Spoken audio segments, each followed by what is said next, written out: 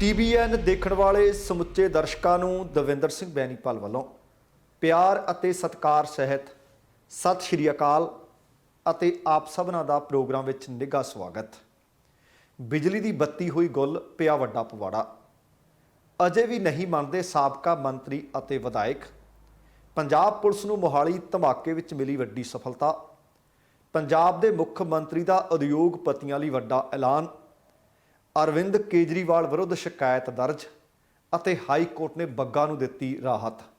ਦੋਸਤੋ, ਇਹ ਕੁਝ ਜਾਣਕਾਰੀਆਂ ਨੇ ਜਿਨ੍ਹਾਂ ਦੇ ਉੱਤੇ ਵਿਸਥਾਰ ਦੇ ਨਾਲ ਗੱਲਬਾਤ ਕਰਾਂਗੇ। ਇਹਦੇ ਤੋਂ ਪਹਿਲਾਂ ਕਿ ਇਹਨਾਂ ਦੇ ਉੱਤੇ ਵਿਸਥਾਰ ਦੇ ਨਾਲ ਗੱਲਬਾਤ ਕੀਤੀ ਜਾਵੇ, ਤੁਹਾਨੂੰ ਸਭਨਾਂ ਨੂੰ ਬੇਨਤੀ ਹੈ ਕਿ ਪਹਿਲਾਂ ਪ੍ਰੋਗਰਾਮ ਵੇਖ ਲੈਣਾ, ਸੁਣ ਲੈਣਾ। ਜੇਕਰ ਚੰਗਾ ਲੱਗਿਆ ਫਿਰ ਲਾਈਕ ਅਤੇ ਸ਼ੇਅਰ ਜ਼ਰੂਰ ਕਰ ਦੇਣਾ। ਦੂਸਰੀ ਬੇਨਤੀ ਇਹ ਹੈ ਕਿ ਜੇਕਰ ਹਾਲੇ ਤੱਕ ਤੁਸੀਂ ਆਪਣੇ ਇਸ ਚੈਨਲ ਨੂੰ ਸਬਸਕ੍ਰਾਈਬ ਨਹੀਂ ਕੀਤਾ ਤਾਂ ਕਿਰਪਾ ਕਰਕੇ ਸਬਸਕ੍ਰਾਈਬ ਕਰਕੇ ਨੋਟੀਫਿਕੇਸ਼ਨ ਵਾਲੀ ਘੰਟੀ ਜ਼ਰੂਰ ਔਨ ਕਰ ਲੈਣੀ। ਤੁਹਾਡੇ ਦਿਲੋਂ ਧੰਨਵਾਦੀ ਹੋਵਾਂਗੇ। ਆਓ ਸਭ ਤੋਂ ਪਹਿਲਾਂ ਬਿਜਲੀ ਦੀ ਬੱਤੀ ਜਾਂ ਬਿਜਲੀ ਸੱਚਮੁੱਚ ਬਹੁਤ ਵੱਡਾ ਸੰਕਟ ਬਣੀ ਹੋਈ ਹੈ। ਇਕੱਲੇ ਪੰਜਾਬ 'ਚ ਨਹੀਂ, ਪੰਜਾਬ ਦੇ ਨਾਲ ਲਗਭਗ ਭਾਰਤ ਦੇ ਬਹੁਤ ਸਾਰੇ ਸੂਬਿਆਂ ਦੇ ਵਿੱਚ ਇਹੋ ਹੀ ਆਲਮ ਹੈ। ਹੁਣ ਤੁਹਾਨੂੰ ਮੱਧ ਪ੍ਰਦੇਸ਼ ਦੇ ਵਿੱਚ ਲੈ ਕੇ ਚੱਲਦਾ, ਜਿੱਥੇ ਬਿਜਲੀ ਸੰਕਟ ਕਾਫੀ ਗਹਿਰਾਇਆ ਹੋਇਆ ਹੈ ਅਤੇ ਗਹਿਰਾਈ ਕਿੰਨੀ ਕੁ ਹੈ ਤੁਹਾਨੂੰ ਇਸ ਖਬਰ ਤੋਂ ਵਧੇਰੇ ਜਾਣਕਾਰੀ ਮਿਲ ਜਾਏਗੀ। ਹੁਣ ਜੇ ਬੱਤੀ ਗੁੱਲ ਹੋ ਜੇ ਤਾਂ ਕਿੱਡੇ ਵੱਡੇ ਪਵਾੜੇ ਪੈ ਸਕਦੇ ਆ। ਮੱਧ ਪ੍ਰਦੇਸ਼ ਦੇ ਉਜੈਨ ਜ਼ਿਲ੍ਹੇ ਦੇ ਵਿੱਚ ਇੱਕ ਇਸੇ ਤਰ੍ਹਾਂ ਦੀ ਘਟਨਾ ਵਾਪਰ ਗਈ ਹੈ, ਜਿਸ ਨੂੰ ਜਿਹੜਾ ਸੁਣਦਾ ਹੈ, ਜਿਹੜਾ ਪੜ੍ਹਦਾ ਹੈ, ਜਿਹੜਾ ਵੇਖਦਾ ਸੀ, ਸਭ ਹੈਰਾਨ ਹੋ ਗਏ। ਉਜੈਨ ਦੇ ਨੇੜੇ ਪੈਂਦਾ ਪਿੰਡ ਦੰਗਵਾੜਾ ਦੇ ਵਿੱਚ ਦੋ ਸਕੇ ਭਰਾਵਾਂ ਦੀ ਬਰਾਤ ਅਸਲਾਨਾ ਪਿੰਡ ਦੇ ਵਿੱਚ ਪਹੁੰਚੀ ਤੇ ਅਸਲਾਨਾ ਪਿੰਡ ਦੇ ਵਿੱਚ ਜਦੋਂ ਗਏ ਤਾਂ ਬਿਜਲੀ ਵਾਲਿਆਂ ਨੂੰ ਕੌਣ ਕਹੇ ਭਾਈ ਕਿ ਬਿਜਲੀ ਦੀ ਅੱਜ ਤੁਸੀਂ ਕੱਟ ਨਹੀਂ ਲਾਉਣਾ, ਬੱਤੀ ਗੁੱਲ ਨਹੀਂ ਕਰਨੀ। ਅਚਾਨਕ ਬੱਤੀ ਗੁੱਲ ਹੋ ਗਈ। ਹੁਣ ਦੋ ਸਕੇ ਭਰਾ ਨੇ ਤੇ ਦੋ ਸਕੀਆਂ ਭੈਣਾਂ ਨੇ, ਡਰੈਸ ਅਪ ਵੀ ਇੱਕੋ ਜਿਹੇ ਹੋਏ ਨੇ, ਜਿਸ ਕਰਕੇ ਦੰਗਵਾੜਾ ਦੇ ਭਰਾਵਾਂ ਦੀਆਂ ਲਾੜੀਆਂ ਬਦਲ ਗਈਆਂ। ਹੁਣ ਵਿਆਹ ਹੋ ਰਿਹਾ ਹੈ, ਲਾਈਟ ਚਲੀ ਗਈ ਹੈ। ਜਦੋਂ ਵਿਆਹ ਤੋਂ ਬਾਅਦ ਬਰਾਤ ਦੰਗਵਾੜਾ ਪਹੁੰਚੀ, ਉੱਥੇ ਆ ਕੇ ਖਲਬਲੀ ਮੱਚ ਗਈ ਕਿ ਵੱਡੇ ਭਰਾ ਵਾਲੀ ਛੋਟੇ ਨਾਲ, ਛੋਟੇ ਵਾਲੀ ਵੱਡੇ ਨਾਲ ਫੇਰੇ ਲੈ ਗਈ। ਹੁਣ ਜਿਹੜੀ ਜਿਹਦੀ ਪਸੰਦ ਸੀ, ਜਿਹਦੇ ਨਾਲ ਕੁੜਮਾਈ ਹੋਈ ਸੀ ਵਿਆਹ, ਤਾਂ ਉਹਦੇ ਨਾਲ ਹੀ ਹੋਣਾ ਚਾਹੀਦਾ ਸੀ। ਇਹ ਗੱਲ ਦਾ ਖੁਲਾਸਾ ਹੋਣ ਤੋਂ ਬਾਅਦ ਇੱਕ ਵਾਰ ਫਿਰ ਦੋਵੇਂ ਜੋੜੇ ਫਿਰ ਆਪਣੇ ਸਹੁਰੇ ਪਿੰਡ ਪਹੁੰਚੇ, ਫਿਰ ਮੰਦਿਰ 'ਚ ਪਹੁੰਚੇ। ਉੱਥੇ ਫਿਰ ਪੰਡਤ ਨਾਲ ਗੱਲ ਕੀਤੀ ਕਿ ਸਾਡੇ ਨਾਲ ਤਾਂ ਆਹ ਮਸਲਾ ਖੜਾ ਹੋ ਗਿਆ, ਸਾਡੀਆਂ ਲਾਈਟ ਭੱਜਣ ਦੇ ਕਾਰਨ ਲਾੜੀਆਂ ਬਦਲ ਗਈਆਂ। ਫਿਰ ਮੁੜ ਤੋਂ ਸਾਰੇ ਰੀਤੀ ਰਿਵਾਜਾਂ ਦੇ ਨਾਲ ਫੇਰੇ ਕਰਵਾਏ ਗਏ ਤੇ ਇਸ ਮਸਲੇ ਦੇ ਵਿੱਚ ਪਰਿਵਾਰਾਂ ਨੇ ਕਿਹਾ ਕਿ ਇਹ ਜਾਣਬੁੱਝ ਕੇ ਨਹੀਂ ਹੋਇਆ, ਇਹ ਲਾਈਟ ਚਲੀ ਗਈ, ਲਾੜੀਆਂ ਦੇ ਇੱਕੋ ਜਿਹੀ ਡਰੈਸ ਸੀ, ਜਿਸ ਦੇ ਕਾਰਨ ਆਹ ਸਥਿਤੀ ਬਣ ਗਈ। ਉਧਰ ਪਿੰਡ ਵਾਲਿਆਂ ਦਾ ਕਹਿਣਾ ਹੈ ਕਿ ਦੋ ਭਰਾਵਾਂ ਦੀ ਬਰਾਤ ਇੱਕੋ ਹੀ ਘਰ 'ਚ ਪਹੁੰਚੀ ਸੀ, ਸਕੀਆਂ ਭੈਣਾਂ ਸੀ। ਬਿਜਲੀ ਦੀ ਬੱਤੀ ਗੁੱਲ ਹੋਣ ਦੇ ਕਾਰਨ ਇਹ ਆਦਲਾ ਬਦਲੀ ਹੋ ਗਈ, ਜਿਸ ਦੇ ਕਾਰਨ ਮੰਦਿਰ ਦੇ ਵਿੱਚ ਦੁਬਾਰਾ ਫੇਰੇ ਕਰਵਾਏ ਗਏ ਅਤੇ ਗਲਤੀ ਸੁਧਾਰੀ ਗਈ।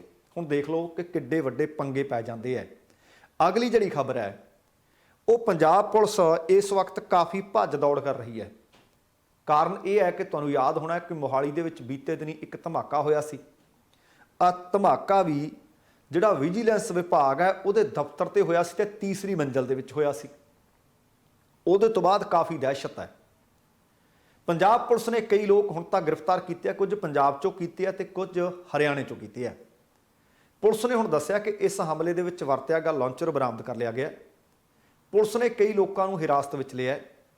ਜਿਨ੍ਹਾਂ ਨੂੰ ਹਿਰਾਸਤ ਵਿੱਚ ਲਿਆ ਗਿਆ ਉਹਨਾਂ ਕੋਲੋਂ ਪੁੱਛਗਿੱਛ ਕੀਤੀ ਜਾ ਰਹੀ ਹੈ ਤੇ ਪੁਲਿਸ ਨੇ ਸੋਹਾਣਾ ਥਾਣੇ ਦੇ ਵਿੱਚ ਧਾਰਾ 307 ਗੈਰ ਕਾਨੂੰਨੀ ਗਤੀਵਿਧੀਆਂ ਰੋਕੂ ਸੋਧ ਐਕਟ 2008, UAPA ਦੀ ਧਾਰਾ 16 ਅਤੇ ਵਿਸਫੋਟਕ ਐਕਟ ਦੀ ਧਾਰਾ 16 ਦੇ ਤਹਿਤ ਕੁਝ ਅਣਪਛਾਤੇ ਵਿਅਕਤੀਆਂ ਦੇ ਖਿਲਾਫ ਮੁਕੱਦਮਾ ਦਰਜ ਕੀਤਾ, ਜਿਹਦੇ ਅਧੀਨ ਇਹ ਗ੍ਰਿਫਤਾਰੀਆਂ ਕੀਤੀਆਂ ਜਾ ਰਹੀਆਂ ਨੇ।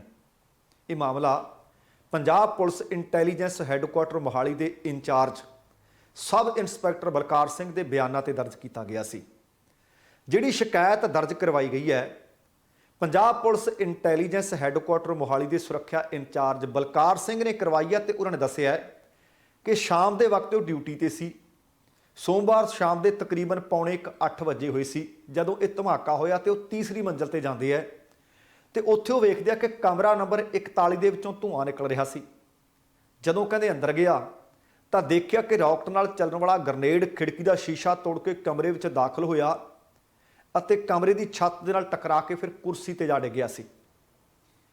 ਪੰਜਾਬ ਪੁਲਿਸ ਇੰਟੈਲੀਜੈਂਸ ਹੈੱਡਕੁਆਟਰ ਦੇ ਇੱਕ ਸੀਨੀਅਰ ਅਧਿਕਾਰੀ ਨੇ ਦੱਸਿਆ ਕਿ ਅਸੀਂ ਅੱਜ ਇਹ ਕੇਸ ਨੂੰ ਸੁਲਝਾਉਣ ਦੀ ਉਮੀਦ ਕਰਦੇ ਹਾਂ, ਕਿਉਂਕਿ ਅਸੀਂ ਇਸ ਮਸਲੇ ਦੇ ਬਹੁਤ ਨੇੜੇ ਪਹੁੰਚ ਚੁੱਕੇ ਹਾਂ, ਜਿਸ ਕਰਕੇ ਅਸੀਂ ਕੁਝ ਪੱਕੀ ਸੂਹ ਦੇ ਆਧਾਰ ਤੇ ਇਹ ਗ੍ਰਿਫਤਾਰੀਆਂ ਕੀਤੀਆਂ ਨੇ।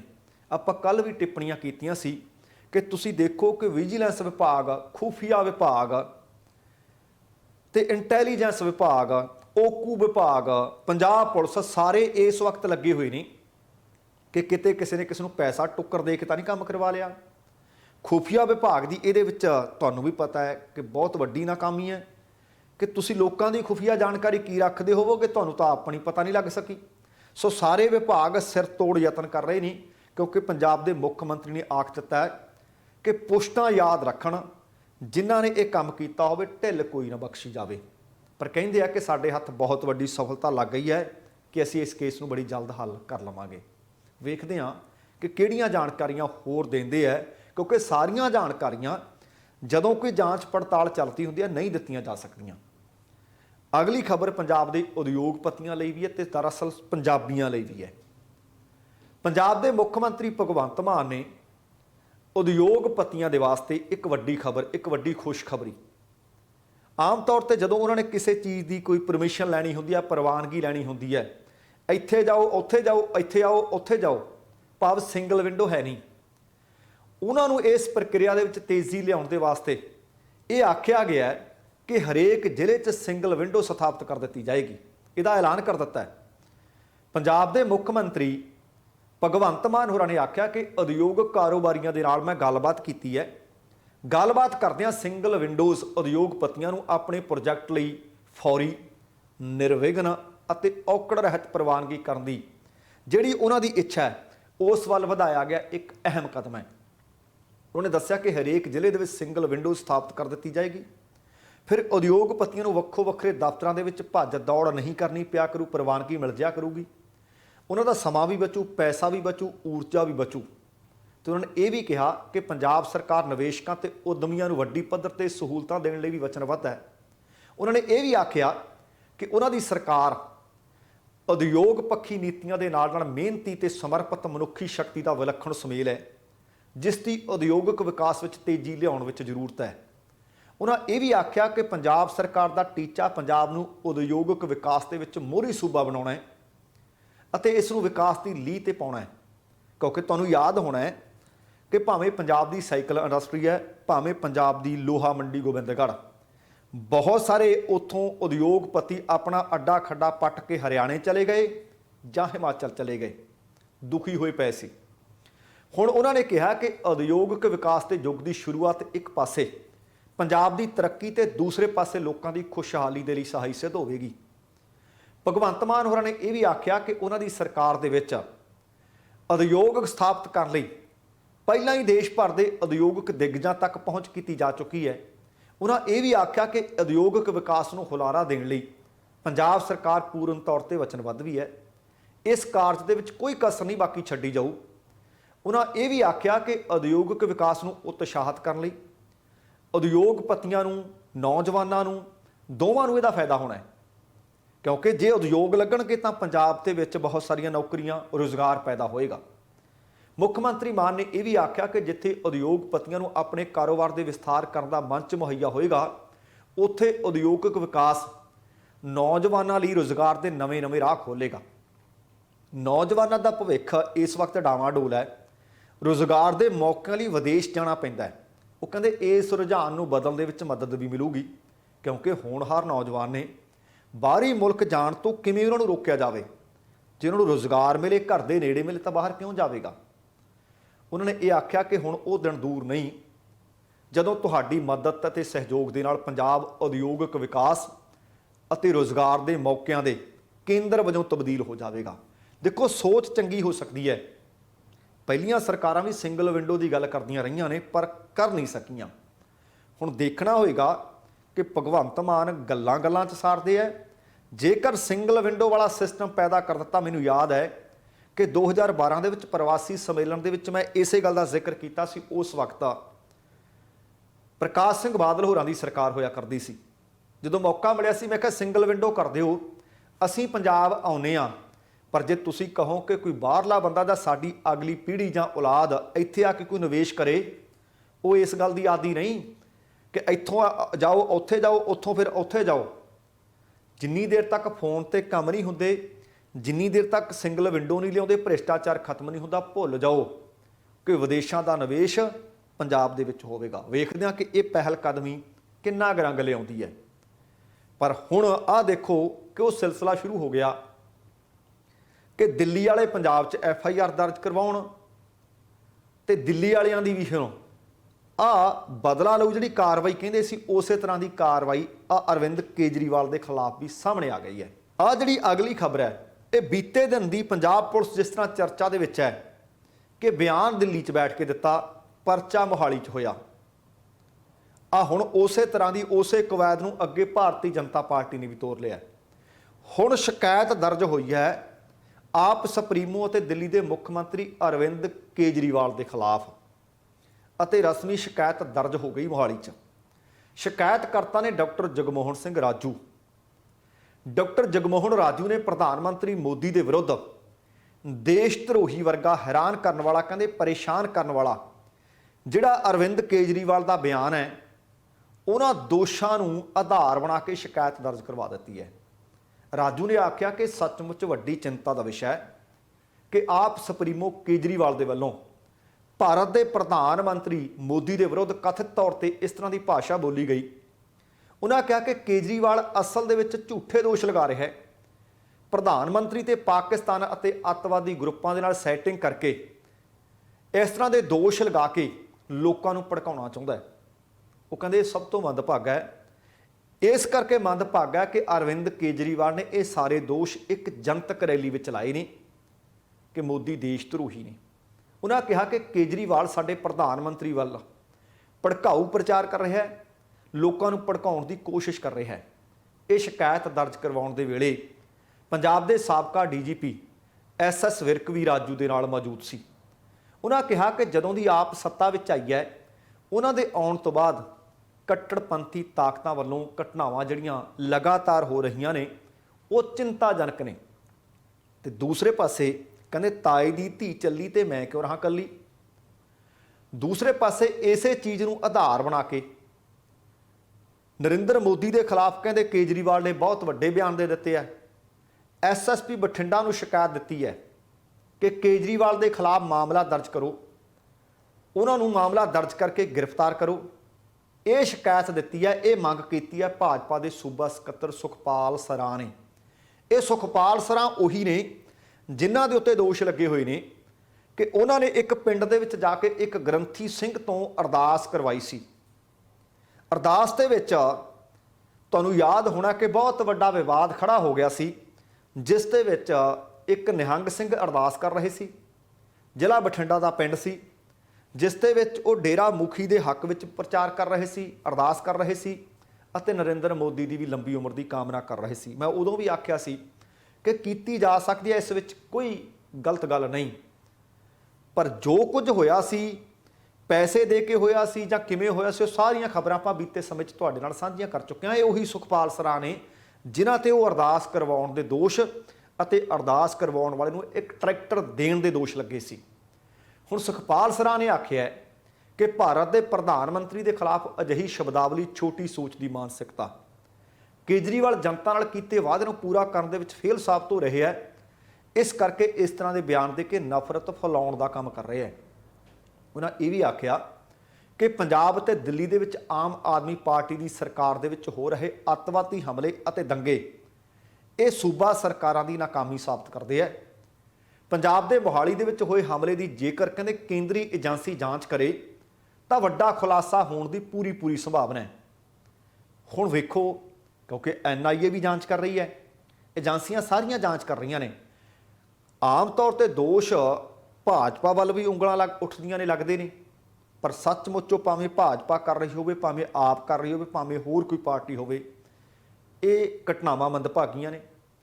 ਤੇ ਨਾਲ ਹੀ ਸੁਖਪਾਲ ਸਰਾਂ ਨੇ ਇਹ ਵੀ ਆਖਿਆ ਕਿ ਜੇਕਰ ਰਾਜਨੀਤਿਕ ਦਬਾਅ ਦੇ ਵਿੱਚ ਕੇਜਰੀਵਾਲ ਤੇ ਮਾਮਲਾ ਦਰਜ ਨਾ ਕੀਤਾ ਗਿਆ ਤਾਂ ਫਿਰ ਮਜਬੂਰ ਨੂੰ ਹਾਈ ਕੋਰਟ ਦਾ ਦਰਵਾਜ਼ਾ ਖੜਕਾ ਲੈਣਗੇ ਅਤੇ ਜਦੋਂ ਕੇਜਰੀਵਾਲ ਪੰਜਾਬ ਆਇਆ ਉਹਦਾ ਸਖਤ ਵਿਰੋਧ ਵੀ ਕਰਨਗੇ। ਹੁਣ ਆ ਫਿਰ ਮਹੱਤਵਪੂਰਨ ਹੈ। ਅੱਗੇ ਚੱਲ ਕੇ ਜਿਹੜੀ ਮੈਂ ਖਬਰ ਤੁਹਾਡੇ ਨਾਲ ਸਾਂਝੀ ਕਰਨੀ ਹੈ ਉਹਦੇ 'ਚ ਇੱਕ ਦਲੀਲ ਦਿੱਤੀ ਗਈ ਹੈ ਬੱਗਾ ਦੇ ਵਕੀਲਾਂ ਦੇ ਵੱਲੋਂ ਕਿ ਪਹਿਲੀ ਗੱਲ ਬਿਆਨ ਦਿੱਲੀ 'ਚ ਦਿੱਤੇ ਗਏ ਨੇ, ਇਸ ਕਰਕੇ FIR ਪੰਜਾਬ 'ਚ ਦਰਜ ਨਹੀਂ ਹੋ ਸਕਦੀ। ਦੂਸਰੀ ਗੱਲ ਬੰਦਾ ਦਿੱਲੀ ਦਾ, ਦਿੱਲੀ ਦੇ ਵਿੱਚ ਉਹਦੀ ਕਿਡਨੈਪਿੰਗ ਹੋਈ ਸੀ, ਇਸ ਕਰਕੇ Punjab and Haryana high court ਦੇ ਵਿੱਚ ਇਹਦੀ ਅਪੀਲ ਜਾਂ ਇਹਦੀ ਪਟੀਸ਼ਨ ਦਰਜ ਨਹੀਂ ਕੀਤੀ ਜਾ ਸਕਦੀ ਕਿ ਉਹਨਾਂ ਦੀ ਹਦੂਦ 'ਚ ਨਹੀਂ ਆਉਂਦਾ। ਹੁਣ ਆ ਵੀ ਮਸਲਾ ਉਸੇ ਤਰ੍ਹਾਂ ਦਾ, ਫਿਰ ਜੇ ਦਿੱਲੀ ਵਾਲੀ FIR ਪੰਜਾਬ 'ਚ ਨਹੀਂ ਹੋ ਸਕਦੀ ਤਾਂ ਪੰਜਾਬ ਦੇ ਵਿੱਚ ਅਰਵਿੰਦ ਕੇਜਰੀਵਾਲ ਨੇ ਬਿਆਨ ਵੀ ਨਹੀਂ ਦਿੱਤਾ ਤੇ ਫਿਰ ਉਹਨਾਂ ਤੇ ਵੀ ਇਹੋ ਹੀ ਲਾਗੂ ਹੋਣਾ ਚਾਹੀਦਾ। ਤੇ ਉਹ ਖਬਰ ਕੀ ਆ ਉਹ ਮੈਂ ਤੁਹਾਡੇ ਨਾਲ ਪਹਿਲਾਂ ਜਾਣਕਾਰੀ ਸਾਂਝੀ ਕਰ ਲਵਾਂ, ਫਿਰ ਤੁਹਾਨੂੰ ਆਪਣੇ ਆਪ ਸਮਝ ਆ ਜਾਊ ਕਿ ਹੁਣ ਸਿਆਸੀ ਬਦਲਾਖੋਰੀਆਂ ਦਾ ਦਿਨ ਕਿਵੇਂ ਚੜ੍ਹਦਾ ਹਰ ਰੋਜ਼ ਨਵਾਂ। ਤੇਜਿੰਦਰਪਾਲ ਬੱਗਾ ਬੀਤੇ ਦਰਅਸਲ ਕਈ ਦਿਨ ਤੋਂ ਚਰਚਾ 'ਚ, ਕਈ ਤਾਂ ਲੋਕ ਕਹਿੰਦੇ ਬੱਗਾ ਬੱਗਾ ਕਿਆ ਹੈ। ਇਹ ਬੱਗਾ ਭਾਰਤੀ ਜਨਤਾ ਪਾਰਟੀ ਦਾ ਬਹੁਤ ਚਰਚਿਤ ਅੱਜ ਕੱਲ੍ਹ ਲੀਡਰ। ਪੰਜਾਬ ਤੇ ਹਰਿਆਣਾ ਹਾਈ ਕੋਰਟ ਨੇ ਹੁਣ ਬੱਗਾ ਨੂੰ ਰਾਹਤ ਦਿੱਤੀ ਹੈ। ਬੱਗਾ ਨੂੰ ਰਾਹਤ ਦਿੰਦਿਆਂ 5 ਜੁਲਾਈ ਤੱਕ ਉਹਦੀ ਗ੍ਰਿਫਤਾਰੀ ਤੇ ਰੋਕ ਲਾ ਦਿੱਤੀ ਹੈ। ਇੱਥੇ ਦੱਸਣਾ ਬਣਦਾ ਕਿ ਬੱਗਾ ਦੇ ਵਿਰੁੱਧ ਮੋਹਾਲੀ ਦੇ ਵਿੱਚ ਪੰਜਾਬ ਪੁਲਿਸ ਦੇ ਸਟੇਟ ਸਾਈਬਰ ਸੈੱਲ ਥਾਣੇ ਦੇ ਵਿੱਚ ਇੱਕ ਫੌਜਦਾਰੀ ਮੁਕੱਦਮਾ ਦਰਜ ਕੀਤਾ ਗਿਆ ਸੀ। ਅਸਲ ਦੇ ਵਿੱਚ ਬੱਗਾ ਤੇ ਆਪ ਸੁਪਰੀਮੋ ਅਤੇ ਦਿੱਲੀ ਦੇ ਮੁੱਖ ਮੰਤਰੀ ਅਰਵਿੰਦ ਕੇਜਰੀਵਾਲ ਦੇ ਖਿਲਾਫ ਇਤਰਾਜ਼ਯੋਗ ਸ਼ਬਦਾਵਲੀ ਵਰਤਣ, ਟਵੀਟ ਕਰਨ, ਸਮਾਜ ਨੂੰ ਧਰਮ ਅਤੇ ਜਾਤ ਪਾਤ ਦੇ ਆਧਾਰ ਤੇ ਵੰਡਣ ਦੀ ਕੋਸ਼ਿਸ਼ ਕਰਨ ਦੇ ਦੋਸ਼ ਲੱਗੇ ਹੋਏ ਨੇ। ਮੋਹਾਲੀ ਪੁਲਿਸ ਨੇ ਇਸ ਮਾਮਲੇ ਦੇ ਵਿੱਚ ਬੀਤੇ ਦਿਨੀ ਬੱਗਾ ਨੂੰ ਉਹਦੇ ਘਰ ਦੇ ਵਿੱਚੋਂ ਜਾ ਕੇ ਗ੍ਰਿਫਤਾਰ ਕਰ ਲਿਆ ਸੀ, ਪਰ ਕੁਰੂਕਸ਼ੇਤਰ ਦੇ ਨੇੜਿਓਂ ਹਰਿਆਣਾ ਪੁਲਿਸ ਨੇ ਬੈਰੀਕੇਡ ਲਾ ਕੇ ਬੱਗਾ ਨੂੰ ਗ੍ਰਿਫਤਾਰ ਕਰਕੇ ਪੰਜਾਬ ਲਿਆ ਰਹੀ ਪੁਲਿਸ ਦੇ ਕਾਫਲੇ ਨੂੰ ਰੋਕ ਲਿਆ ਸੀ। ਤੇ ਬਾਅਦ ਦੇ ਵਿੱਚ 3 ਸੂਬਿਆਂ ਦੀ ਪੁਲਿਸ ਆਮੋ ਸਾਹਮਣੇ ਹੋ ਗਈ ਸੀ। ਕਈ ਘੰਟੇ ਜੱਦੋ-ਜਹਿਦ ਹੋਈ, ਕਸ਼ਮਕਸ਼ ਹੋਈ ਸੀ ਤੇ ਉਹਨਾਂ ਕਈ ਘੰਟਿਆਂ ਤੋਂ ਬਾਅਦ ਪੰਜਾਬ ਪੁਲਿਸ ਤੋਂ ਜ਼ਬਰੀ ਖੋਹ ਕੇ ਦਿੱਲੀ ਪੁਲਿਸ ਦੇ ਹਵਾਲੇ ਬੱਗਾ ਕਰ ਦਿੱਤਾ ਗਿਆ ਸੀ ਤੇ ਅੱਧੀ ਰਾਤ ਨੂੰ ਅਦਾਲਤ ਲਾ ਕੇ ਬੱਗੇ ਨੂੰ ਘਰ ਭੇਜ ਦਿੱਤਾ ਗਿਆ ਸੀ। ਤੇ ਦੂਸਰੇ ਦਿਨ ਬੱਗਾ ਫਿਰ ਸਵੇਰੇ ਉੱਠਦਾ ਹੈ, ਹੋਰ ਭਾਜਪਾ ਕਾਰਕੁਨਾਂ ਨੂੰ ਲੈ ਕੇ ਉਹਨਾਂ ਨੇ ਆਮ ਆਦਮੀ ਪਾਰਟੀ ਦੇ ਦਫ਼ਤਰ ਤੇ ਵੀ ਅਤੇ ਅਰਵਿੰਦ ਕੇਜਰੀਵਾਲ ਦੇ ਘਰ ਤੇ ਵੀ ਹੱਲਾ ਬੋਲਿਆ ਸੀ। ਉਹ ਮਸਲਾ ਹਜੇ ਵੀ ਲਗਾਤਾਰ ਗਰਮਾਈ ਜਾ ਰਿਹਾ ਹੈ। ਹੁਣ ਮੋਹਾਲੀ ਅਦਾਲਤ ਨੇ ਉਹਦੇ ਤੋਂ ਫਿਰ ਅਗਲੇ ਦਿਨ ਬੱਗਾ ਦੇ ਗ੍ਰਿਫਤਾਰੀ ਵਾਰੰਟ ਜਾਰੀ ਕਰ ਦਿੱਤੇ ਸੀ, ਪਰ ਉਸੇ ਹੀ ਰਾਤ ਬੱਗਾ ਨੇ ਹਾਈ ਕੋਰਟ ਦਾ ਦਰਵਾਜ਼ਾ ਖੜਕਾ ਦਿੱਤਾ ਸੀ, ਫੈਸਲੇ ਨੂੰ ਚੁਣੌਤੀ ਦੇ ਦਿੱਤੀ ਸੀ। ਹਾਈ ਕੋਰਟ ਨੇ ਰਾਤ ਨੂੰ ਹੀ ਕੇਸ ਦੀ ਸੁਣਵਾਈ ਕੀਤੀ। ਆਹ ਬਹੁਤ ਮਹੱਤਵਪੂਰਨ ਹੈ ਕਿ ਪਹਿਲਾਂ ਵੀ ਜਦੋਂ ਬੱਗਾ ਦਿੱਲੀ ਪੁਲਿਸ ਲੈ ਕੇ ਜਾਂਦੀ ਹੈ ਪੰਜਾਬ ਪੁਲਿਸ ਤੋਂ ਛੁਡਵਾ ਕੇ, ਅੱਧੀ ਰਾਤ ਨੂੰ 12:35 ਤੇ ਜੱਜ ਨੂੰ ਘਰੇ ਹੀ ਠਾਲ ਲਿਆ ਜਾਂਦਾ ਹੈ ਕਿ ਲੈ ਵੀ ਬਹੁਤ ਜ਼ਰੂਰੀ ਹੈ ਆਹ ਮਸਲੇ ਤੇ ਕਾਰਵਾਈ ਪਾ ਦੇ। ਦੂਸਰੇ ਦਿਨ ਫੇਰ ਰਾਤ ਨੂੰ ਇਹ ਹਾਈ ਕੋਰਟ ਦੇ ਵਿੱਚ ਕਾਰਵਾਈ ਹੁੰਦੀ ਹੈ ਤੇ ਰਾਤ ਨੂੰ ਇਹ ਬੱਗਾ ਦੀ ਗ੍ਰਿਫਤਾਰੀ ਤੇ ਫਿਰ 10 ਮਈ ਤੱਕ ਰੋਕ ਲਗਾ ਦਿੱਤੀ ਜਾਂਦੀ ਹੈ। ਅਦਾਲਤ ਨੇ ਕੱਲ ਭਾਜਪਾ ਆਗੂ ਨੂੰ ਫਿਰ ਤੋਂ ਵੱਡੀ ਰਾਹਤ ਦੇ ਦਿੱਤੀ ਹੈ, ਉਹਦੀ ਗ੍ਰਿਫਤਾਰੀ ਤੇ ਰੋਕ ਲਾ ਦਿੱਤੀ ਹੈ ਤੇ 5 ਜੁਲਾਈ ਤੱਕ ਇਹ ਰੋਕ ਵਧਾ ਦਿੱਤੀ ਹੈ। ਇਹਦਾ ਮਤਲਬ ਇਹ ਹੋਇਆ ਕਿ ਬੱਗਾ ਨੂੰ ਹੁਣ ਜਾਂਚ ਦੇ ਵਿੱਚ ਸ਼ਾਮਲ ਹੋਣ ਵਾਸਤੇ ਪੰਜਾਬ ਪੁਲਿਸ ਸਾਈਬਰ ਥਾਣਾ ਮੋਹਾਲੀ ਵਾਲੇ ਬੁਲਾ ਨਹੀਂ ਸਕਦੇ, ਗ੍ਰਿਫਤਾਰ ਨਹੀਂ ਕਰ ਸਕਦੇ, ਪਰ ਨਾਲ ਇਹ ਆਖਿਆ ਕਿ ਜੇਕਰ ਜਾਂਚ ਕਰਨੀ ਹੈ ਤਾਂ ਦਿੱਲੀ ਜਾਵੇ ਪੁਲਿਸ, ਉਹਦੇ ਘਰ ਦੇ ਵਿੱਚ ਜਾ ਕੇ ਵੱਧ ਤੋਂ ਵੱਧ 1 ਘੰਟਾ ਉਹਦੇ ਕੋਲੋਂ ਪੁੱਛਗਿੱਛ ਕਰ ਸਕਦੀ ਹੈ। ਉਹ ਭਾਵੇਂ ਰੋਜ਼ 1 ਘੰਟਾ ਕਰ ਲਿਆ ਕਰੇ, ਪਰ ਘੰਟੇ ਤੋਂ ਵੱਧ ਨਹੀਂ ਕਰ ਸਕਦੀ, ਉਹ ਵੀ ਬੱਗਾ ਦੇ ਵਕੀਲ ਦੀ ਮੌਜੂਦਗੀ ਚਾਹੀਦੀ ਹੈ। ਇਸ ਮਾਮਲੇ ਤੇ ਸੁਣਵਾਈ ਦੇ ਦੌਰਾਨ ਬੱਗਾ ਦੇ ਵਕੀਲ ਸੀਨੀਅਰ ਐਡਵੋਕੇਟ ਚੇਤਨ ਮਿੱਤਲ ਅਤੇ ਐਡਵੋਕੇਟ RS ਰਾਏ ਨੇ ਬੈਂਚ ਦਾ ਧਿਆਨ ਇਸ ਪਾਸੇ ਦਿਵਾਇਆ ਕਿ ਨਾ ਤਾਂ ਬੱਗੇ ਦਾ ਪੂਰਾ ਬਿਆਨ FIR ਦਾ ਆਧਾਰ ਬਣਾਇਆ ਗਿਆ ਹੈ, ਕਹਿੰਦੇ ਜੇ ਉਹਦਾ ਬਿਆਨ ਪੂਰਾ ਪੜ੍ਹਿਆ ਵੀ ਜਾਵੇ ਤਾਂ ਇਹ ਮਾਮਲਾ ਬਣਦਾ ਹੀ ਨਹੀਂ। ਦੂਜਾ ਉਹਨਾਂ ਨੇ ਇਹ ਬਿਆਨ ਆ ਜਿਹੜਾ ਦਿੱਲੀ 'ਚ ਬੈਠ ਕੇ ਦਿੱਤਾ ਹੈ ਤੇ ਜਿਹਦੇ ਬਾਰੇ ਦਿੱਤਾ ਹੈ ਕਹਿੰਦੇ ਉਹ ਵੀ ਦਿੱਲੀ 'ਚ ਰਹਿੰਦਾ ਹੈ, ਇਸ ਕਰਕੇ ਮੋਹਾਲੀ ਦੇ ਵਿੱਚ ਇਹ FIR ਦਰਜ ਹੋ ਹੀ ਨਹੀਂ ਸਕਦੀ ਤੇ ਮਾਮਲਾ ਰੱਦ ਕਰ ਦਿੱਤਾ ਜਾਣਾ ਚਾਹੀਦਾ ਹੈ। ਤੇ ਨਾਲ ਜਦੋਂ ਇਹ ਦਲੀਲਾਂ ਦੇ ਰਹੇ ਸੀ, ਜਿਹੜੀ ਖਬਰ ਮੈਂ ਤੁਹਾਡੇ ਨਾਲ ਕੱਲ ਸਾਂਝੀ ਕੀਤੀ ਸੀ ਕਿ ਇੱਕ ਰਾਜਸਥਾਨ ਦੇ ਵਿੱਚੋਂ ਮੁੰਡਾ ਚੁੱਕਿਆ ਗਿਆ 881 ਕਿਲੋਮੀਟਰ ਦੂਰ ਕੋਟਾ ਤੋਂ, ਉਹਦੀ ਗ੍ਰਿਫਤਾਰੀ ਪੰਜਾਬ ਦੇ ਹੁਸ਼ਿਆਰਪੁਰ 'ਚ ਦਿਖਾਈ ਗਈ ਹੈ।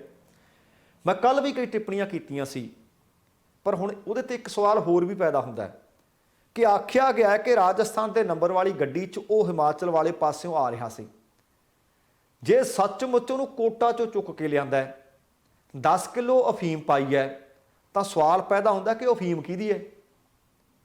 ਜੇ ਉਹਨੂੰ ਚੁੱਕਿਆ ਹੀ ਕੋਟਾ ਚੋਂ ਗਿਆ, ਗ੍ਰਿਫਤਾਰੀ ਕਿਤੋਂ ਹੋਰ ਦਿਖਾਈ ਗਈ ਹੈ, ਉਹਦੇ ਕੋਲੋਂ 10 ਕਿਲੋ ਅਫੀਮ ਬਰਾਮਦ ਦਿਖਾਈ ਗਈ ਹੈ, ਤਾਂ 10 ਕਿਲੋ ਅਫੀਮ ਕਿਹਦੀ ਸੀ ਵੀ ਸਵਾਲ ਤਾਂ ਇਹ ਵੀ ਬਣਦਾ। ਹੁਣ ਇਸ ਦਰਜ ਮਾਮਲੇ ਦਾ ਹਵਾਲਾ ਵੀ ਦਿੱਤਾ ਗਿਆ ਕਿ ਪੰਜਾਬ ਪੁਲਿਸ ਕਿਸ ਤਰ੍ਹਾਂ ਕਥਿਤ ਤੌਰ ਤੇ ਧੱਕਾ ਕਰ ਰਹੀ ਹੈ, ਤੇ ਦੂਸਰੇ ਪਾਸੇ ਪੰਜਾਬ ਸਰਕਾਰ ਨੇ ਆਪਣੀਆਂ ਦਲੀਲਾਂ ਦਿੱਤੀਆਂ ਨੇ। ਪੰਜਾਬ ਸਰਕਾਰ ਨੇ ਕਿਹਾ ਕਿ ਇਸ ਮਾਮਲੇ ਦੇ ਵਿੱਚ ਉਹ ਵਿਸਥਾਰਪੂਰਵਕ ਜਵਾਬ ਦਾਖਲ ਕਰਨਾ ਚਾਹੁੰਦੀ ਹੈ, ਜਿਸ ਕਰਕੇ ਦੋਵਾਂ ਧਿਰਾਂ ਨੂੰ ਸੁਣਨ ਤੋਂ ਬਾਅਦ ਹਾਈ ਕੋਰਟ ਨੇ 5 ਜੁਲਾਈ ਤੱਕ ਬੱਗਾ ਦੀ ਗ੍ਰਿਫਤਾਰੀ ਤੇ ਰੋਕ ਲਾ ਦਿੱਤੀ ਅਤੇ ਨਾਲ ਹੀ ਇਸ ਮਾਮਲੇ ਦੀ ਜਾਂਚ ਸੰਬੰਧੀ ਚਲਾਨ ਪੇਸ਼ ਕਰਨ ਤੇ ਵੀ ਰੋਕ ਲਾ ਦਿੱਤੀ ਹੈ। 5 ਜੁਲਾਈ ਨੂੰ ਹੁਣ ਜਿਹੜੀਆਂ ਹੋਰ ਸੁਣਵਾਈਆਂ ਹੋਣੀਆਂ ਨੇ ਉਹਨਾਂ 'ਚ ਇੱਕ ਤਾਂ ਇਹ ਵੀ ਹੈ ਕਿ ਬੱਗਾ ਨੇ ਪਟੀਸ਼ਨ ਪਾਈ ਹੋਈ ਹੈ ਕਿ FIR ਰੱਦ ਕੀਤੀ ਜਾਵੇ, ਗ੍ਰਿਫਤਾਰੀ ਵਾਰੰਟ ਰੱਦ ਕੀਤੇ ਜਾਣ, ਤੇ ਪੰਜਾਬ ਪੁਲਿਸ ਦੇ ਅਫਸਰਾਂ ਦੀ ਜਿਹੜੀ ਬੰਦੀ ਪ੍ਰਤੱਖੀਕਰਨ ਪਟੀਸ਼ਨ ਹੈ ਉਹਦੇ ਉੱਤੇ ਵੀ ਅੰਤਮ ਬਹਿਸ ਕਰਨ ਦਾ ਫੈਸਲਾ ਕੀਤਾ ਗਿਆ। ਇਹ ਸਾਰੇ 5 ਤਰੀਕ ਨੂੰ ਵਿਚਾਰੇ ਜਾਣਗੇ। ਉਹਦੇ ਤੋਂ ਪਹਿਲਾਂ ਇਹ ਵੀ ਮਾਨਯੋਗ ਅਦਾਲਤ ਨੇ ਕਿਹਾ ਕਿ ਸਾਰੀਆਂ ਧਿਰਾਂ ਆਪੋ ਆਪਣੇ ਜਵਾਬ ਦਾਖਲ ਕਰਵਾ ਦੇਣ। ਪੰਜਾਬ ਸਰਕਾਰ ਨੇ ਦਿੱਲੀ ਪੁਲਿਸ ਨੂੰ ਵੀ ਇਸ ਮਸਲੇ ਦੇ ਵਿੱਚ ਧਿਰ ਬਣਾਉਣ ਵਾਸਤੇ ਅਰਜ਼ੀ ਦਿੱਤੀ ਹੈ ਤੇ ਨਾਲ ਹੀ ਜਨਕਪੁਰੀ ਥਾਣੇ ਦੇ CCTV ਕੈਮਰਿਆਂ ਦੀ ਫੁਟੇਜ ਵੀ ਪੇਸ਼ ਕਰਨ ਦੀ ਮੰਗ ਕੀਤੀ ਸੀ। ਇਹਦੇ ਤੇ ਸੀਨੀਅਰ ਵਕੀਲ ਸਤਿਆਪਾਲ ਜੈਨ ਨੇ ਦਿੱਲੀ ਪੁਲਿਸ ਲਈ ਨੋਟਿਸ ਪ੍ਰਾਪਤ ਕੀਤਾ ਤੇ ਨਾਲ ਹੀ ਬੈਂਚ ਨੂੰ ਦੱਸਿਆ ਕਿ ਦਿੱਲੀ ਪੁਲਿਸ ਨੇ ਪੰਜਾਬ ਦੇ ਕਿਸੇ ਵੀ ਮੁਲਾਜ਼ਮ ਜਾਂ ਕਿਸੇ ਵੀ ਪੁਲਿਸ ਅਫਸਰ ਨੂੰ ਬੰਦੀ ਨਹੀਂ ਸੀ ਬਣਾਇਆ, ਅਤੇ ਉਹਨਾਂ ਨੇ ਇਹ ਵੀ ਦਲੀਲ ਦਿੱਤੀ ਕਿ ਬੱਗਾ ਦੀ ਕਿਡਨੈਪਿੰਗ ਸੰਬੰਧੀ FIR ਦਿੱਲੀ ਪੁਲਿਸ ਦੀ ਹੈ ਅਤੇ ਉਸ ਨੂੰ ਪੰਜਾਬ ਅਤੇ ਹਰਿਆਣਾ ਹਾਈ ਕੋਰਟ ਵਿੱਚ ਚੁਣੌਤੀ ਨਹੀਂ ਦਿੱਤੀ ਜਾ ਸਕਦੀ, ਕਿਉਂਕਿ ਦਿੱਲੀ ਉਸ ਦੀ ਹਦੂਦ ਤੋਂ ਬਾਹਰ ਹੈ ਅਤੇ ਹਦੂਦ ਦੇ ਮਾਮਲੇ ਤੇ ਵੀ ਮਾਨਯੋਗ ਅਦਾਲਤ ਗੌਰ ਕਰੇ। ਹੁਣ ਵੇਖਦੇ ਹਾਂ ਕਿ ਇਸ ਮਸਲੇ ਦੇ ਵਿੱਚ 5 ਜੁਲਾਈ ਨੂੰ ਕੀ ਹੁੰਦਾ, ਕਿ FIR ਰੱਦ ਕੀਤੀ ਜਾਂਦੀ ਹੈ ਜਾਂ ਫਿਰ ਪੰਜਾਬ ਸਰਕਾਰ ਦੀ ਦਲੀਲ ਮੰਨ ਲਈ ਜਾਂਦੀ ਹੈ। 5 ਤਰੀਕ ਤੇ ਹੁਣ ਨਜ਼ਰਾਂ ਟਿਕੀਆਂ ਰਹਿਣਗੀਆਂ। ਪਰ ਉਹ ਲੋਕ ਜਿਹੜੇ ਪੰਜਾਬ ਦੇ ਲੋਕਾਂ ਨੇ ਹਰਾ ਦਿੱਤੇ ਹੈ, ਭਾਵੇਂ ਉਹ ਵੱਡੇ ਲੀਡਰ ਸੀ ਭਾਵੇਂ ਉਹ ਛੋਟੇ ਲੀਡਰ ਸੀ, ਜਿਹੜੇ ਇਸ ਵਕਤ ਸਰਕਾਰ ਨੂੰ ਸਵਾਲ ਕਰ ਰਹੇ ਹੈ ਕਿ ਤਕਰੀਬਨ 2 ਮਹੀਨੇ ਹੋਣ ਵਾਲੇ ਆ, ਤੁਸੀਂ ਕੀਤਾ ਹੀ ਕੱਖ ਨਹੀਂ, ਉਹਨਾਂ ਦੀ ਨੀਅਤ ਤੇ ਨੀਤੀ ਕਿਹੋ ਜਿਹੀ ਹੈ, ਤੁਹਾਨੂੰ ਆ ਖਬਰ ਬਹੁਤ ਸਾਰੇ ਖੁਲਾਸੇ ਕਰ ਦੇਵੇਗੀ ਆਪਣੇ ਆਪ। ਕਿਉਂਕਿ ਪੰਜਾਬ ਦੇ ਵਿੱਚ ਸੱਤਾ ਬਦਲ ਚੁੱਕੀ ਹੈ, ਸਰਕਾਰ ਨਵੀਂ ਬਣੀ ਹੋਈ ਹੈ, ਪਰ ਪੰਜਾਬ ਦੇ ਸਾਬਕਾ ਵਿਧਾਇਕ ਵੀ ਤੇ ਕੁਝ ਮੰਤਰੀ ਵੀ ਸਾਬਕਾ ਹੋਣ ਦੇ ਬਾਵਜੂਦ ਵੀ ਸਰਕਾਰੀ ਕੋਠੀਆਂ ਸਰਕਾਰੀ ਫਲੈਟ ਛੱਡਣ ਨੂੰ ਤਿਆਰ ਨਹੀਂ। ਤੇ ਜਿਹੜੇ ਨਵੇਂ ਚੁਣੇ ਗਏ ਵਿਧਾਇਕ ਨੇ ਉਹਨਾਂ ਵਿੱਚ ਬਹੁਤ ਗਿਣਤੀ ਆਮ ਆਦਮੀ ਪਾਰਟੀ ਦੇ ਹੈ, ਉਹਨਾਂ ਨੂੰ ਇਹ ਫਲੈਟ ਅਲਾਟ ਵੀ ਕਰ ਦਿੱਤੇ ਗਏ ਆ, ਪਰ ਉਹ ਅੰਦਰ ਤਾਂ ਪੈਰ ਤਾਂ ਧਰਨਗੇ ਜੇ ਪੁਰਾਣੇ ਛੱਡਣਗੇ ਜਿਹੜੇ ਸਾਬਕਾ ਹੋ ਚੁੱਕੇ ਨੇ। ਇਸ ਕਰਕੇ ਉਹਨਾਂ ਨੂੰ ਇੱਧਰ ਉੱਧਰ ਭਟਕਣਾ ਪੈ ਰਿਹਾ ਹੈ, ਉਹਨਾਂ ਨੂੰ ਇਹਨਾਂ ਫਲੈਟਾਂ ਦੇ ਅੰਦਰ ਹਲੇ ਪੈਰ ਪਾਉਣ ਦਾ ਮੌਕਾ ਨਹੀਂ ਮਿਲਿਆ। ਹੁਣ ਜਿਹੜੀ ਜਾਣਕਾਰੀ ਮਿਲੀ ਆ ਉਹਦੇ ਅਨੁਸਾਰ 18 ਸਾਬਕਾ ਵਿਧਾਇਕ ਨੇ ਜਿਨ੍ਹਾਂ ਨੇ ਇਹ ਸਰਕਾਰੀ ਫਲੈਟ ਹਾਲੇ ਤੱਕ ਖਾਲੀ ਨਹੀਂ ਕੀਤੇ, ਤੇ ਇਹਨਾਂ ਦੇ ਵਿੱਚ 5 ਅਕਾਲੀ ਦਲ ਨਾਲ ਸੰਬੰਧ ਦੱਸੇ ਜਾ ਰਹੇ ਨੇ। ਇਹ ਵੀ ਜਾਣਕਾਰੀ ਮਿਲੀ ਹੈ ਕਿ ਇੱਕ ਬੀਤੇ ਹਫ਼ਤੇ ਤੋਂ, ਜੇ ਆਪਾਂ ਇੱਕ ਹਫ਼ਤੇ ਤੇ ਨਜ਼ਰ ਮਾਰੀਏ, ਪਿਛਲੇ ਹਫ਼ਤੇ 9 ਸਾਬਕਾ ਵਿਧਾਇਕਾਂ ਨੇ ਸਰਕਾਰੀ ਫਲੈਟ ਖਾਲੀ ਵੀ ਕੀਤੇ ਹੈ। ਤੇ ਤੁਹਾਨੂੰ ਇਹ ਵੀ ਯਾਦ ਹੋਣਾ ਹੈ ਕਿ ਬੀਤੇ ਦਿਨੀ ਪੰਜਾਬ ਦੀ ਸਾਬਕਾ ਮੁੱਖ ਮੰਤਰੀ ਰਾਜਿੰਦਰ ਕੌਰ ਭੱਠਲ ਤੋਂ ਵੀ ਤਕਰੀਬਨ 30 ਸਾਲਾਂ ਤੋਂ ਬਾਅਦ ਪੰਜਾਬ ਸਰਕਾਰ ਕੋਠੀ ਖਾਲੀ ਕਰਵਾਉਣ ਵਿੱਚ ਸਫਲ ਹੋਈ ਸੀ। 30 ਸਾਲਾਂ ਬਾਅਦ ਆਪਣੇ ਆਪ 'ਚ ਹੈਰਾਨੀਜਨਕ ਹੈ। ਪਰ ਪੰਜਾਬ ਸਰਕਾਰ ਦੇ ਵਿੱਚ ਜਦੋਂ ਕਾਂਗਰਸ ਦੀ ਸਰਕਾਰ ਸੀ, ਉਸ ਵਕਤ ਕੈਬਨਿਟ ਮੰਤਰੀ ਰਹੇ ਸੁਖ ਸਰਕਾਰੀਆ ਨੇ ਹਾਲੇ ਤੱਕ ਇੱਕ ਕੋਠੀ ਖਾਲੀ ਨਹੀਂ ਕੀਤੀ। ਤੇ ਪੰਜਾਬ ਸਰਕਾਰ ਨੇ ਕੁਝ ਦਿਨ ਪਹਿਲਾਂ ਸਾਬਕਾ ਮੰਤਰੀਆਂ ਨੂੰ ਸੈਕਟਰ 16 ਵਿਚਲੀ ਕੋਠੀ ਨੰਬਰ 500 ਖਾਲੀ ਕਰਨ ਦਾ ਨੋਟਿਸ ਵੀ ਦਿੱਤਾ ਸੀ। ਤੇ ਇਸ ਕੋਠੀ ਨੂੰ ਖਾਲੀ ਕਰਵਾਉਣ ਵਾਸਤੇ ਇਹ ਵੀ ਖਬਰ ਹੈ ਕਿ 3 ਨੋਟਿਸ ਦਿੱਤੇ ਜਾ ਚੁੱਕੇ ਨੇ। ਪਰ ਸਾਬਕਾ ਮੰਤਰੀ ਸਰਕਾਰੀਆ ਸਾਹਿਬ ਦਾ ਕਹਿਣਾ ਹੈ ਕਿ ਹੁਣ ਉਹ ਕੋਠੀ ਖਾਲੀ ਕਰ ਰਹੇ ਨੇ, ਪਰ ਨਾਲ ਕਹਿੰਦੇ ਹਾਲੇ ਤੱਕ ਉਹਨਾਂ ਨੂੰ ਕੋਈ ਨੋਟਿਸ ਨਹੀਂ ਮਿਲਿਆ। ਪਰ ਮੈਂ ਸ਼ਿਫਟਿੰਗ ਫਿਰ ਵੀ ਸ਼ੁਰੂ ਕਰ ਦਿੱਤੀ। ਹੁਣ ਹੈਰਾਨੀ ਦੀ ਗੱਲ ਹੈ, ਮੰਨ ਲੈਂਦੇ ਆ ਕਿ ਤੁਹਾਨੂੰ ਨੋਟਿਸ ਇੱਕ ਵੀ ਨਹੀਂ ਮਿਲਿਆ, ਪਰ ਤੁਹਾਨੂੰ ਇਹ ਤਾਂ ਪਤਾ ਨਾ ਕਿ ਇਹ ਕਿਸੇ ਕੈਬਨਿਟ ਮੰਤਰੀ ਨੂੰ ਕੋਠੀ ਦਿੱਤੀ ਜਾਂਦੀ ਹੈ। ਹੁਣ ਤੁਸੀਂ ਕੈਬਨਿਟ ਦਾ ਹਿੱਸਾ ਨਹੀਂ ਹੋ। ਇਸੇ ਤਰ੍ਹਾਂ ਇੱਕ ਹੋਰ ਸਾਬਕਾ ਮੰਤਰੀ ਨੇ ਤ੍ਰਿਪਤ ਰਾਜਿੰਦਰ ਸਿੰਘ ਬਾਜਵਾ, ਇਹ ਦੋਵੇਂ ਮਾਝਾ ਬ੍ਰਿਗੇਡ ਵਾਲੇ ਆ, ਉਹਨਾਂ ਨੂੰ ਵੀ ਕੋਠੀ ਖਾਲੀ ਕਰਵਾਉਣ ਦੇ ਕਹਿੰਦੇ 2 ਨੋਟਿਸ ਭੇਜੇ ਗਏ ਨੇ, ਕੋਠੀ ਉਹਨਾਂ ਨੇ ਵੀ ਖਾਲੀ ਨਹੀਂ ਕੀਤੀ। ਇਸੇ ਤਰ੍ਹਾਂ ਵਿਧਾਇਕਾਂ ਨੂੰ ਸੈਕਟਰ 3 ਤੋਂ ਇਲਾਵਾ ਸੈਕਟਰ 4 ਅਤੇ ਸੈਕਟਰ 39 ਦੇ ਵਿੱਚ ਜਿਹੜੇ ਸਰਕਾਰੀ ਫਲੈਟ ਦਿੱਤੇ ਗਏ ਸੀ, ਉਹਦੇ ਵਿੱਚ ਵੀ ਤਕਰੀਬਨ 1.5 ਦਰਜਨ ਵਿਧਾਇਕ ਦੱਸੇ ਜਾ ਰਹੇ ਨੇ ਜਿਹੜੇ ਹਾਲੇ ਤੱਕ ਸਰਕਾਰੀ ਫਲੈਟ ਖਾਲੀ ਨਹੀਂ ਕਰ ਰਹੇ। ਇਹ ਵੀ ਪਤਾ ਲੱਗਿਆ ਕਿ ਸੈਕਟਰ 16 ਵਿਚਲੀ 500 ਨੰਬਰ ਸਰਕਾਰੀ ਕੋਠੀ ਬਹੁਤ ਸਾਰਿਆਂ ਦੀ ਪਸੰਦ ਬਣੀ ਹੋਈ ਹੈ। ਵਿਰੋਧੀ ਧਿਰ ਦੇ ਆਗੂ ਨੇ ਪ੍ਰਤਾਪ ਸਿੰਘ ਬਾਜਵਾ, ਉਹਨਾਂ ਨੇ ਇਸ ਕੋਠੀ ਨੂੰ ਲੈਣ ਦੇ ਵਾਸਤੇ ਮਨ ਬਣਾਇਆ ਤੇ ਸਰਕਾਰ ਤੱਕ ਪਹੁੰਚ ਵੀ ਕੀਤੀ ਸੀ, ਪਰ ਉਹ ਸਫਲ ਨਹੀਂ ਹੋ ਸਕੇ। ਗੱਲ ਉਹਨਾਂ ਦੀ ਬਣੀ ਨਹੀਂ ਕਿਉਂਕਿ ਸਰਕਾਰ ਨੇ ਉਹਨਾਂ ਨੂੰ ਸੈਕਟਰ 39 ਦੇ ਵਿੱਚ ਕੋਠੀ ਅਲਾਟ ਕੀਤੀ ਹੈ। ਪਤਾ ਲੱਗਿਆ ਕਿ ਹਾਲੇ ਕੋਠੀ ਦੇ ਵਿੱਚ ਉਹਨਾਂ ਨੇ ਰਿਹਾਇਸ਼ ਨਹੀਂ ਕੀਤੀ। ਸਿਹਤ ਮੰਤਰੀ ਵਿਜੇ ਸਿੰਗਲਾ ਆ ਕੋਠੀ ਲੈਣ ਜਿਹੜੀ 500 ਨੰਬਰ ਹੈ ਉਹਦੇ ਇੱਛੁਕ ਦੱਸੇ ਜਾਂਦੇ ਨੇ। ਵਿਧਾਨ ਸਭਾ ਦੇ ਸਪੀਕਰ ਕੁਲਤਾਰ ਸਿੰਘ ਸੰਧਵਾਂ ਦਾ ਕਹਿਣਾ ਹੈ ਕਿ ਜਿਨ੍ਹਾਂ ਸਾਬਕਾ ਵਿਧਾਇਕਾਂ ਦਾ ਸਰਕਾਰੀ ਫਲੈਟਾਂ ਤੇ ਹੁਣ ਕੋਈ ਹੱਕ ਹੀ ਨਹੀਂ, ਉਹਨਾਂ ਨੂੰ ਖੁਦ ਪਤਾ ਹੋਣਾ ਚਾਹੀਦਾ ਇਸ ਗੱਲ ਦਾ। ਉਹਨਾਂ ਦੀ ਜ਼ਿੰਮੇਵਾਰੀ ਬਣਦੀ ਹੈ ਕਿ ਉਹ ਹਾਰ ਗਏ ਹੈ, ਉਹ ਸਾਬਕਾ ਹੋ ਚੁੱਕਿਆ ਹੈ, ਉਹ ਆਪੋ ਆਪਣੇ ਫਲੈਟ ਖਾਲੀ ਕਰਨ, ਗੱਡੇ ਮਾਲ ਪਾਉਣ ਤੇ ਘਰਾਂ ਨੂੰ ਜਾਣ। ਆਹ ਤੁਸੀਂ ਹੈਰਾਨ ਹੋਵੋਗੇ ਕਿ ਪੰਜਾਬ ਦੇ ਸਾਬਕਾ ਮੁੱਖ ਮੰਤਰੀ ਪ੍ਰਕਾਸ਼ ਸਿੰਘ ਜੀ ਬਾਦਲ ਅਤੇ ਸਾਬਕਾ ਮਾਲ ਮੰਤਰੀ ਬਿਕਰਮ ਸਿੰਘ ਮਜੀਠੀਆ, ਜਿਨ੍ਹਾਂ ਨੂੰ ਇਸ ਵਕਤ ਛੱਤ ਮਿਲੀ ਹੋਈ ਹੈ ਪਟਿਆਲੇ ਦੀ ਕੇਂਦਰੀ ਜੇਲ੍ਹ 'ਚ, ਇਹਨਾਂ ਨੇ ਵੀ ਹਾਲੇ ਤੱਕ ਆਪਣੇ ਫਲੈਟ ਨਹੀਂ ਖਾਲੀ ਕੀਤੇ। ਹਲਕਾ ਲੰਬੀ ਤੋਂ ਪ੍ਰਕਾਸ਼ ਸਿੰਘ ਬਾਦਲ ਨੂੰ ਹਰਾ ਕੇ ਜਿੱਤੇ ਨੇ ਗੁਰਮੀਤ ਸਿੰਘ ਖੁੱਡੀਆਂ। ਉਹਨਾਂ ਨੂੰ ਫਲੈਟ ਨੰਬਰ 37 ਅਲਾਟ ਕੀਤਾ ਹੋਇਆ ਹੈ, ਪਰ ਉਹਨੂੰ ਸਾਬਕਾ ਮੁੱਖ ਮੰਤਰੀ ਪ੍ਰਕਾਸ਼ ਸਿੰਘ ਬਾਦਲ ਨੇ ਹਾਲੇ ਤੱਕ ਖਾਲੀ ਹੀ ਨਹੀਂ ਕੀਤਾ। ਇਸ ਤਰ੍ਹਾਂ ਆਪ ਵਿਧਾਇਕ ਜਗਰੂਪ ਸਿੰਘ ਗਿੱਲ ਨੂੰ ਫਲੈਟ ਨੰਬਰ 35 ਅਲਾਟ ਹੋਇਆ ਹੈ, ਪਰ ਉਸ ਫਲੈਟ ਨੂੰ ਵੀ ਹਾਲੇ ਤੱਕ ਮਜੀਠੀਆ ਵੱਲੋਂ ਖਾਲੀ ਨਹੀਂ ਕੀਤਾ ਗਿਆ। ਇਸੇ ਤਰ੍ਹਾਂ ਸਾਬਕਾ ਮੰਤਰੀ ਰਣਦੀਪ ਸਿੰਘ ਨਾਭਾ ਅਤੇ ਹਲਕਾ ਧੂਰੀ ਦੇ ਵਿਧਾਇਕ ਰਹੇ ਦਲਵੀਰ ਗੋਲਡੀ ਨੇ ਵੀ ਹਾਲੇ ਤੱਕ ਆਪੋ ਆਪਣੇ ਸਰਕਾਰੀ ਫਲੈਟ ਨਹੀਂ ਖਾਲੀ ਕੀਤੇ। ਕਈ ਸਾਬਕਾ ਵਿਧਾਇਕ ਹੋਰ ਵੀ ਨੇ ਜਿਨ੍ਹਾਂ ਨੇ ਹਾਲੇ ਫਲੈਟ ਖਾਲੀ ਨਹੀਂ ਕੀਤੇ, ਜਾਂ ਕਈਆਂ ਨੇ ਫਲੈਟ ਖਾਲੀ ਕਰ ਦਿੱਤੇ ਹੈ ਪਰ ਉਹਨਾਂ ਨੇ ਬਿਜਲੀ ਦੇ, ਉਹਨਾਂ ਨੇ ਪਾਣੀ ਦੇ ਬਿੱਲ ਨਹੀਂ ਭਰੇ, ਉਹ ਬਕਾਏ ਨਹੀਂ ਤਾਰੇ, ਜਿਸ ਕਰਕੇ ਆ ਨਵੇਂ ਵਿਧਾਇਕਾਂ ਨੂੰ ਉਡੀਕ ਕਰਨੀ ਪੈ ਰਹੀ ਹੈ। ਇਹ ਵੀ ਜਾਣਕਾਰੀ ਮਿਲੀ ਹੈ ਕਿ ਸਾਬਕਾ ਮੁੱਖ ਮੰਤਰੀ ਪ੍ਰਕਾਸ਼ ਸਿੰਘ ਬਾਦਲ, ਸਾਬਕਾ ਮੰਤਰੀ ਗੁਰਕੀਰਤ ਸਿੰਘ ਕੋਟਲੀ ਅਤੇ ਸਾਬਕਾ ਵਿਧਾਇਕ ਦਲਰਾਜ ਸਿੰਘ ਭੂੰਦੜ ਨੇ ਹਾਲੇ ਤੱਕ ਫਲੈਟਾਂ ਦੇ ਬਿਜਲੀ ਅਤੇ ਪਾਣੀ ਦੇ ਬਕਾਏ ਨਹੀਂ ਭਰੇ। ਵਿਧਾਇਕ ਨਿਰਮਲ ਸਿੰਘ ਪੰਡੋਰੀ ਨੂੰ 57 ਨੰਬਰ ਸਰਕਾਰੀ ਫਲੈਟ ਅਲਾਟ ਹੋ ਚੁੱਕਾ ਹੈ, ਪਰ ਇਹ ਖਾਲੀ ਨਹੀਂ ਕੀਤਾ। ਸਰਕਾਰੀ ਰਿਕਾਰਡ ਦੇ ਵਿੱਚ ਇਹ ਫਲੈਟ ਰਵਿੰਦਰ ਆਂਵਲਾ ਦੇ ਨਾਂ ਤੇ ਬੋਲ ਰਿਹਾ ਹੈ ਤੇ ਵਿਧਾਇਕ ਨਿਰਮਲ ਪੰਡੋਰੀ ਦਾ ਕਹਿਣਾ ਹੈ ਕਿ ਫਲੈਟ ਨੰਬਰ 57 ਸਾਬਕਾ ਮੰਤਰੀ ਗੁਰਪ੍ਰੀਤ ਸਿੰਘ ਕਾਂਗੜ ਕੋਲ ਹੈ, ਜੋ ਹਾਲੇ ਤੱਕ ਉਹਨੇ ਵੀ ਨਹੀਂ ਖਾਲੀ ਕੀਤਾ। ਇਸੇ ਕਰਕੇ ਉਹਨਾਂ ਨੂੰ ਬਦਲਵੇਂ ਪ੍ਰਬੰਧ ਕਰਨੇ ਪੈ ਰਹੇ ਨੇ ਤੇ ਹੋਰਨਾਂ ਸਾਬਕਾ ਵਿਧਾਇਕਾਂ ਨੇ ਜਿਨ੍ਹਾਂ ਨੇ ਹਾਲੇ ਤੱਕ ਇਹ ਸਰਕਾਰੀ ਫਲੈਟ ਖਾਲੀ ਨਹੀਂ ਕੀਤੇ, ਸਰਕਾਰ ਨੂੰ ਪਰ ਸਵਾਲ ਕਰ ਰਿਹਾ ਕਿ ਤੁਸੀਂ ਕੰਮ ਨਹੀਂ ਕਰ ਰਹੇ। ਉਹਨਾਂ ਨੇ ਤਾਂ ਨੀਤੀਆਂ ਬਣਾਉਣੀਆਂ ਹੋਣਗੀਆਂ, ਉਹਨਾਂ ਨੇ ਤਾਂ ਖਜ਼ਾਨੇ ਦੇ ਵਿੱਚ ਪੈਸੇ ਧੇਲੇ ਦਾ ਇੰਤਜ਼ਾਮ ਕਰਨਾ ਹੋਊਗਾ, ਪਰ ਇਹਨਾਂ ਨੇ ਤਾਂ ਸਮਾਨ ਹੀ ਚੁੱਕਣਾ ਹੈ। ਇਹਨਾਂ 'ਚ ਗੁਰਪ੍ਰਤਾਪ ਸਿੰਘ ਵਡਾਲਾ ਵੀ ਨੇ, ਦਰਸ਼ਨ ਬਰਾੜ ਵੀ ਹੈ, ਕੰਵਰਜੀਤ ਸਿੰਘ ਰੋਜ਼ੀ ਬਰਕੰਦੀ ਦਾ ਨਾਮ ਵੀ ਬੋਲਦਾ ਹੈ, ਦਿਨੇਸ਼ ਸਿੰਘ ਦਾ ਨਾਮ ਵੀ ਬੋਲਦਾ ਹੈ, ਜੋਗਿੰਦਰਪਾਲ ਦਾ ਵੀ ਨਾਮ ਬੋਲਦਾ ਹੈ, ਸਤਕਾਰ ਕੌਰ ਦਾ ਨਾਮ ਵੀ ਬੋਲਦਾ ਹੈ, ਗੁਰਪ੍ਰੀਤ ਸਿੰਘ ਜੀਪੀ ਦਾ ਨਾਮ ਵੀ ਬੋਲਦਾ ਹੈ, ਕੁਲਵੀਰ ਜ਼ੀਰਾ ਦਾ ਨਾਮ ਵੀ ਬੋਲਦਾ ਹੈ, ਸੁਖਪਾਲ ਭੁੱਲਰ ਦਾ ਨਾਮ ਵੀ ਬੋਲਦਾ, ਅੰਗਦ ਸੈਣੀ ਦੇ ਨਾਲ ਸੁਰਜੀਤ ਧੀਮਾਨ ਦਾ ਨਾਮ ਵੀ ਬੋਲਦਾ ਹੈ। ਇਹ ਵੀ ਪਤਾ ਲੱਗਾ ਹੈ ਕਿ ਲੋਕ ਨਿਰਮਾਣ ਵਿਭਾਗ ਦੇ ਵੱਲੋਂ ਸਮੇਂ ਸਿਰ ਇਹਨਾਂ ਵੱਲੋਂ ਇਹ ਕੋਠੀਆਂ ਜਾਂ ਫਲੈਟ ਖਾਲੀ ਨਾ ਕਰਨ ਦੇ ਕਰਕੇ ਇਹਨਾਂ ਨੂੰ ਪੀਨਲ ਰੈਂਟ ਵੀ ਪਾਇਆ ਜਾ ਰਿਹਾ ਹੈ, ਲੱਖਾਂ ਰੁਪਏ ਵਿੱਚ ਹੁੰਦਾ ਹੈ। ਇਹਦੇ ਬਾਵਜੂਦ ਵੀ ਇਹਨਾਂ ਦੇ ਕੰਨਾਂ ਤੇ ਜੂੰ ਨਹੀਂ ਸਰਕ ਰਹੀ। ਜਿਹਦੇ ਕੋਲ ਫਲੈਟ ਆ ਉਹ ਫਲੈਟ ਨਹੀਂ ਛੱਡ ਰਿਹਾ, ਜਿਹਦੇ ਕੋਲ ਕੋਠੀ ਆ ਉਹ ਕੋਠੀ ਨਹੀਂ ਛੱਡ ਰਿਹਾ। ਹੁਣ ਤੁਸੀਂ ਦੇਖੋ ਕਿ ਜਦੋਂ ਹਾਰ ਚੁੱਕੇ ਹੋ, ਸਾਬਕਾ ਹੋ ਚੁੱਕੇ ਹੋ, ਤੁਹਾਡਾ ਉਹਦੇ ਤੇ ਹੱਕ ਨਹੀਂ।